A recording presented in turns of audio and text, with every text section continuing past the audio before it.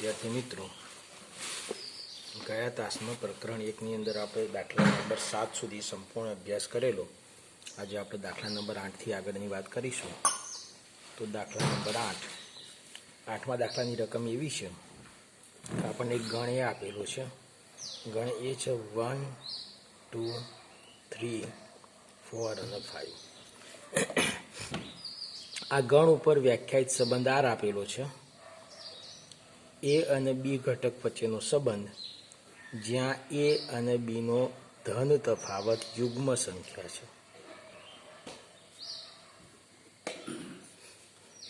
આ સંબંધ સામ્ય છે એવું પહેલાં સાબિત કરવાનું છે. તો અહીંયા આગળ આપણે વાત કરીએ કે ભાઈ સંબંધ સામ્ય છે, એના માટે આપણે વિચારીએ તો સંબંધ આર આપણને આપેલો છે. એ અને બી, જ્યાં એ અને બીનો ધન તફાવત યુગ્મ છે. સામ્ય સંબંધ ક્યારે કહેવાય? તો જ્યારે સ્વવાચક, સંમિત અને પરંપરિત ત્રણ રીતે યોગ્ય હોય તો એ સામ્ય સંબંધ કહેવાશે. તો આપણે સ્વવાચક છકને એના માટે વિચારીએ તો દાખલા તરીકે એ ઘટક માટે લઈએ તો માનાંકમાં એ ઓછા એ તો 0, જે યુગ્મ છે.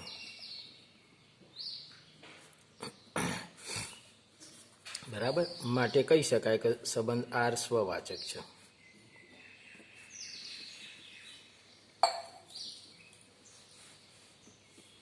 હવે સંમિત છકની આપણે એના માટે વાત કરવી હોય તો એ બી વચ્ચેનો સંબંધ છે, એટલે a B belongs to R માટે વિચારીએ કે માનાંકમાં એ માઇનસ બી યુગ્મ છે. માટે એ માઇનસ બી યુગ્મ હોય તો બી માઇનસ એનો માનાંક પણ યુગ્મ જ થશે. માટે બી એ બિલોંગ્સ ટુ આર થશે. એટલે અહીં કહી શકાય ભાઈ શું થયું તો કે ભાઈ a B belongs to R હોય તો બી એ બિલોંગ્સ ટુ આર છે. માટે આર સંબંધ એ સંમિત છે. પરંપરિત માટે આપણે વાત કરીએ તો A B belongs to R છે, અને બીજું કીધું છે B C belongs to R છે. A B belongs to R છે એટલે આપણે એમ કહી શકાય કે માનાંકમાં એ માઇનસ બી યુગ્મ છે. એ જ રીતના બીસી બિલોંગ્સ ટુ આર છે એટલે બી માઇનસ સીનો માનાંક પણ યુગ્મ છે. તો જો એ માઇનસ બી પ્લસ બી માઇનસ સી વિચારવામાં આવે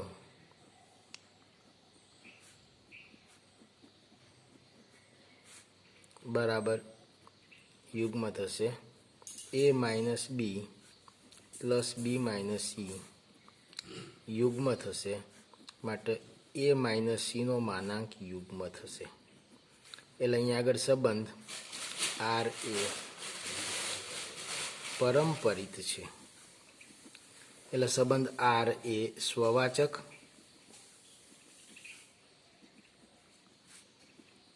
સંમિત તથા પરંપરિત છે. માટે આર સામ્ય છે, સામ્ય સંબંધ છે. આપણને પહેલી જે વાત કરી હતી એ આટલું કીધું હતું. હવે આની અંદર બીજો અંદર પ્રશ્ન છે, સાબિત કરો કે 1, 3 અને 5ના બધા જ ઘટકો એકબીજા સાથે આર સંબંધ ધરાવે છે. હવે 1, 3 ને 5 લેવાનું છે, એનો એક ગણ લેવાનો છે. એટલે આપણે ગણ લઈએ, ગણ આપણે નવો ગણ એ વિચારીએ તો એ બરાબર 1, 3 અને 5 છે. તો 1, 3 અને 5 ત્રણેય અયુગ્મ સંખ્યાઓ છે.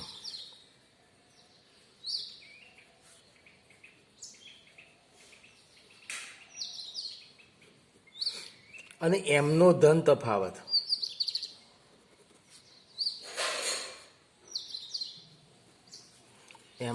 તફાવત હંમેશા યુગ્મ થશે.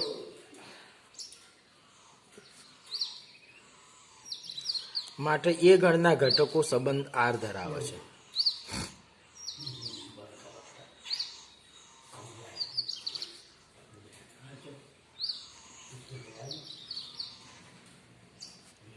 આર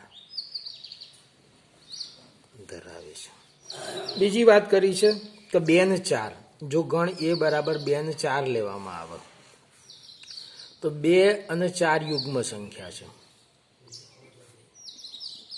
તેથી તેનો ધન તફાવત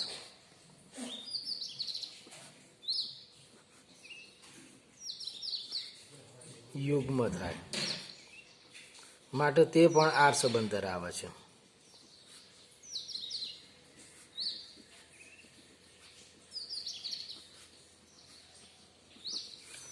હવે આપણને વાત કરી છે કે 1, 3, 5 નો એક પણ ઘટક 2, 4 સાથે સંબંધાર ધરાવતો નથી.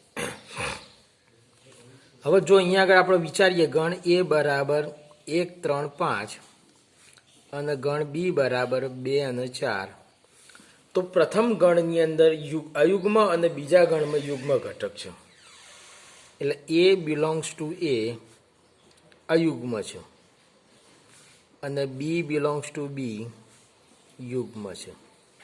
અને યુગ્મ અને અયુગ્મનો ધન તફાવત હંમેશા અયુગ્મ મળે.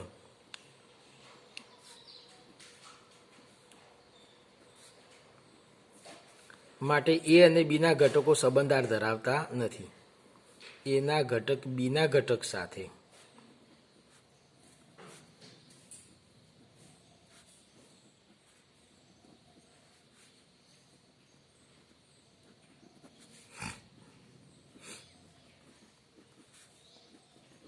તો આ હતો આપણો દાખલા નંબર 8. ખ્યાલ આવ્યો હશે આપને. હવે દાખલા નંબર 9 વિશે વાત કરીએ. 9મા દાખલાની રકમ આ રીતની છે.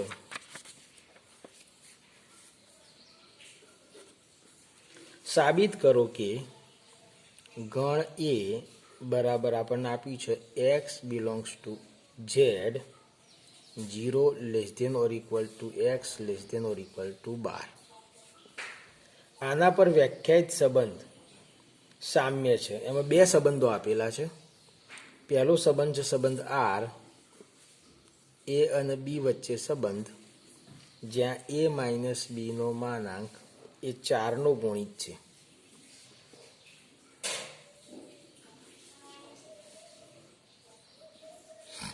અને બીજો સંબંધ આપ્યો છે આર એ બી, જ્યાં એ બરાબર બી છે. તો આ બંને સંબંધ સામ્ય સંબંધ છે, આપણે એવું બતાવવાનું છે. બરાબર. તો અહીંયા આગળ આપણે વાત કરીએ તો પહેલા સંબંધ વિશે વાત કરીએ તો સંબંધ આર બરાબર એ બી, જ્યાં માનાંકમાં એ માઇનસ બી એ 4નો ગુણિત છે. હવે આપણે વિચારીએ પહેલા ઘટક એ તો માનાંકમાં a minus a is equal to 0 is equal to 0 ગુણ્યા 4, જે 4નો ગુણિત છે.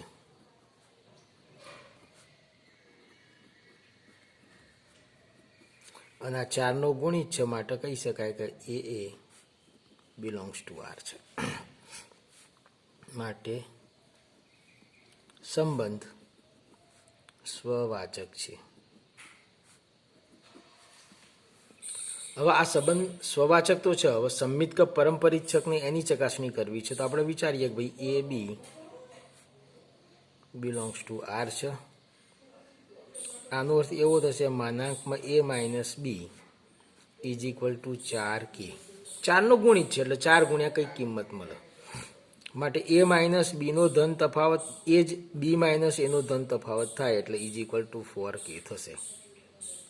માટે આનો અર્થ એવો થશે કે b a belongs to R થશે. એટલે a B belongs to R implies b a belongs to R થાય. બરાબર. માટે સંબંધ સંમિત છે. હવે આ સંબંધ સ્વવાચક અને સંમિત થયો. હવે પરમપરિચ્છકની એની આપણે વાત કરવી છે. તો A B belongs to R છે, બીસી બિલોંગ્સ ટુ આર છે. તો A B belongs to R છે. આનો અર્થ એવો થશે કે માનાંકમાં એ માઇનસ બી 4નો ગુણિત છે એટલે 4k થશે. એ જ રીતના માનાંકમાં b માઇનસ c 4m લઈએ છીએ, બરાબર. તો a માઇનસ b એ 4નો ગુણિત છે, b માઇનસ એ 4નો ગુણિત છે, તો માનાંકમાં a minus b plus b minus c બરાબર 4 કૌંસમાં k પ્લસ m વિચારીએ તો b અને b કેન્સલ થશે, તો માનાંકમાં a માઇનસ c બરાબર 4 ગુણ્યા કૌંસમાં k પ્લસ m, એટલે સંબંધ પરંપરિત છે. આ સંબંધ સ્વવાચક છે, સંમિત પણ છે અને પરંપરિત પણ છે. માટે સંબંધ R એ સામ્ય સંબંધ છે. આમાં બીજો એક પ્રશ્ન એવો પૂછ્યો છે કે પ્રત્યેક વિકલ્પમાં એક સાથે સંબંધ R ના ઘટકો લખો. તો એક સાથેના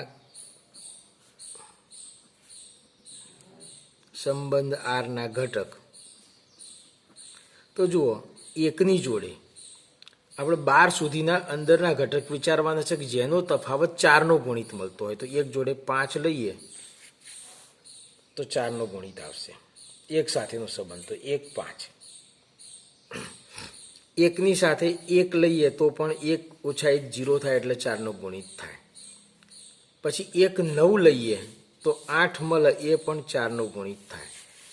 1 12 નહીં આવે એટલે આટલા ઘટકો છે. હવે આ જ રીતના બીજો સંબંધ R વિચારવાનો છે. R બરાબર a b જ્યાં a ઇક્વલ ટુ b.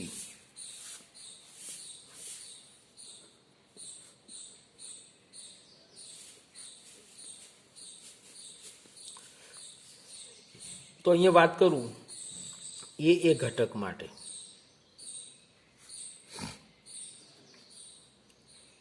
તો a બરાબર a છે માટે a બિલોંગ્સ ટુ R છે.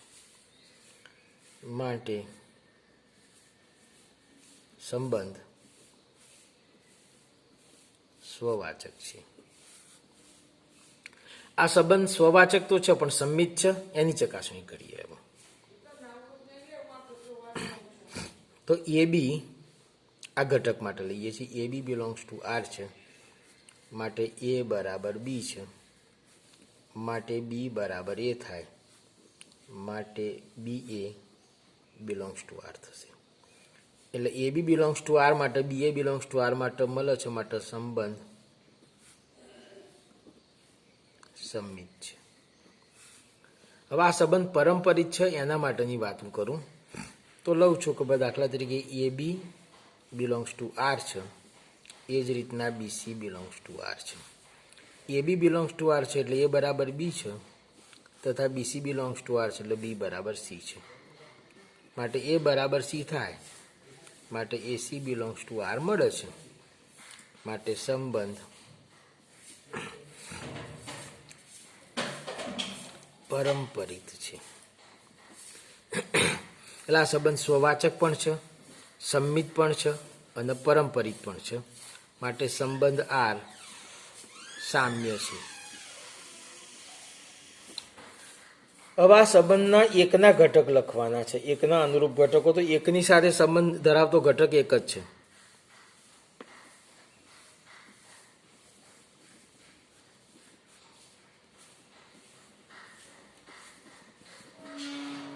એક છે. તો આ પ્રશ્નમાં ખ્યાલ આવ્યો છે. તો હું આગળના પ્રશ્ન વિશે વાત કરીશ. દાખલા નંબર 10.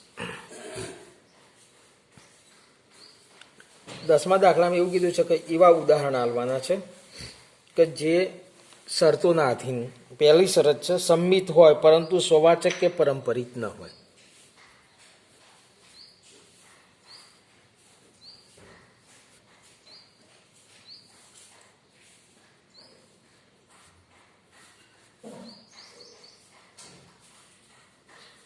સંમિત હોય પરંતુ સ્વવાચક કે પરંપરિત ન હોય. તો અહીંયા આગળ આપણે ઉદાહરણ વિચારીએ છીએ કે સમતલની રેખાઓનો ગણ લઈએ છીએ એક L.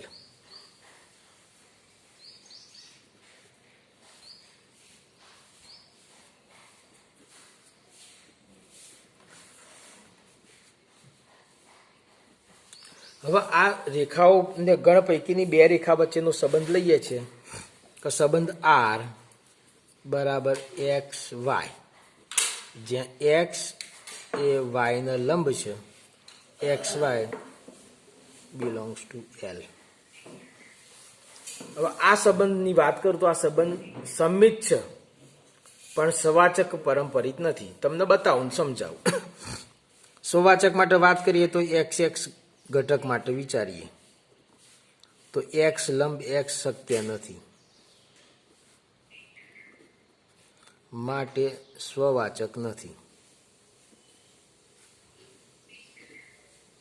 આ સંબંધ સ્વવાચક નથી. હવે આપણે સંમિત માટે વિચારીએ. X Y belongs to R, માટે એક્સ લંબ વાય છે. જો એક્સ રેખા વાય રેખાના લંબ હોય તો વાય રેખા પણ એક્સ રેખાના લંબ કહેવાય, માટે Y x belongs to R મળે છે. માટે સંબંધ સંમિત છે.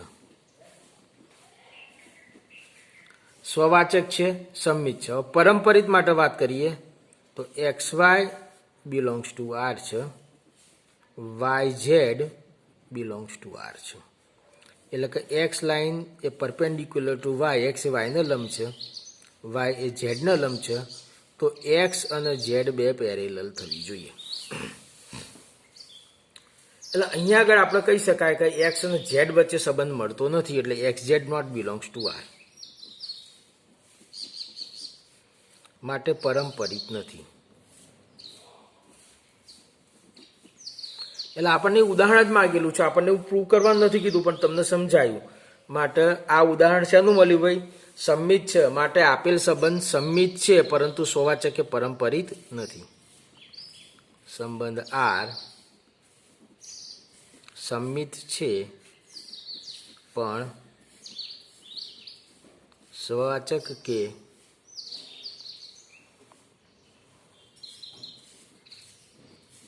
પરંપરિત નથી.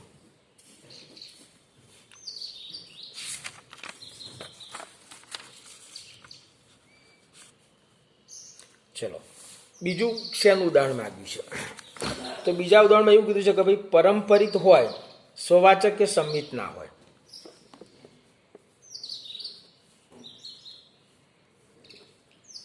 પરંપરિત હોય પણ સ્વવાચક કે સંમિત ન હોય. તો અહીંયા આગળ આપણે સંબંધ આર વિચારીએ છીએ તો x Y, X is less than Y, X Y belongs to R. બે વાસ્તવિક સંખ્યા વચ્ચેનો સંબંધ લઈએ છીએ, એમાં એક સંખ્યા બીજી સંખ્યા કરતાં નાની છે. તો આ સંબંધ વિશે વાત કરું તો શું આ સંબંધ સ્વવાચક છે? દાખલા તરીકે એક્સ એક્સ ઘટક માટે વિચારીએ તો એક્સ લેસ ધેન એક્સ શક્ય નથી, માટે x x not belongs to R. X x આરમાં ના મળે, માટે સંબંધ સ્વવાચક નથી.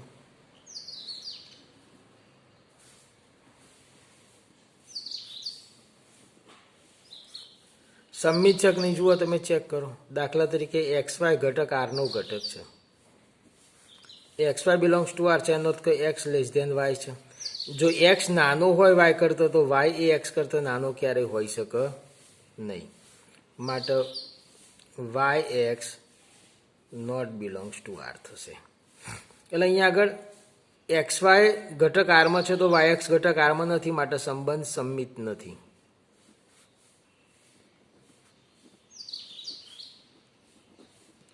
પરંપરિત માટે આપણે વિચારીશું X Y belongs to R છે અને Y Z belongs to R છે.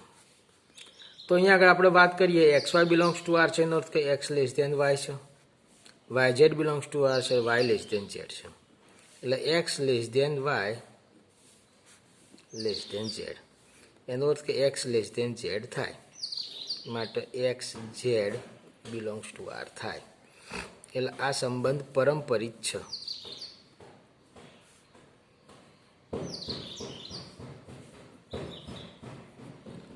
એટલે આ આપણા કયા પ્રમાણે ઉદાહરણ છે? સ્વવાચક નથી, સંમિત પણ નથી, પણ પરંપરિત છે.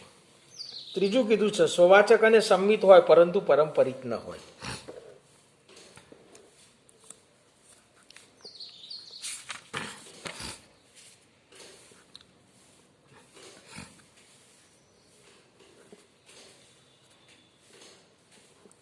સ્વવાચક અને સંમિત હોય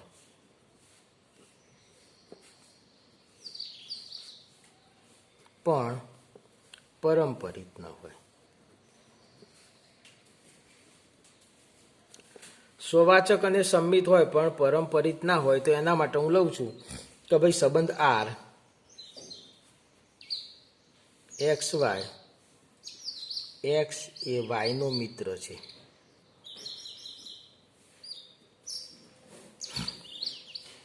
તો અહીંયા આગળ દરેક જણ પોતાને ઓળખતો હોય છે, પોતાનો મિત્ર હોય છે, એટલે એક્સ કે એક્સ માટે તો એક્સ એ એક્સનો મિત્ર છે.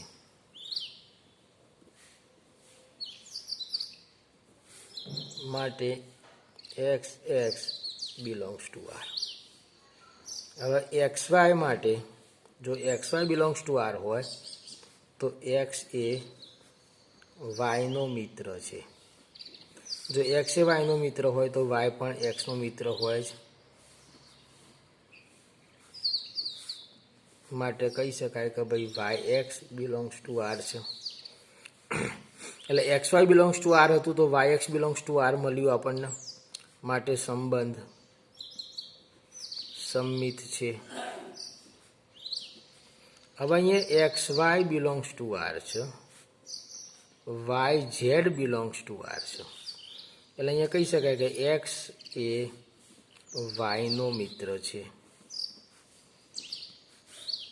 વાય એ ઝેડનો મિત્ર છે. હવે એક્સ એ વાયનો મિત્ર હોય પણ વાય એ ઝેડનો મિત્ર છે તો જરૂરી નથી કે એક્સ એ ઝેડનો મિત્ર હોવો જ જોઈએ. એટલે એક્સ એ ઝેડનો મિત્ર ન પણ હોય.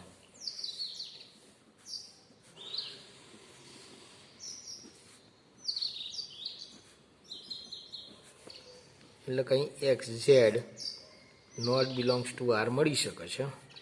માટે સંબંધ પરંપરિત નથી.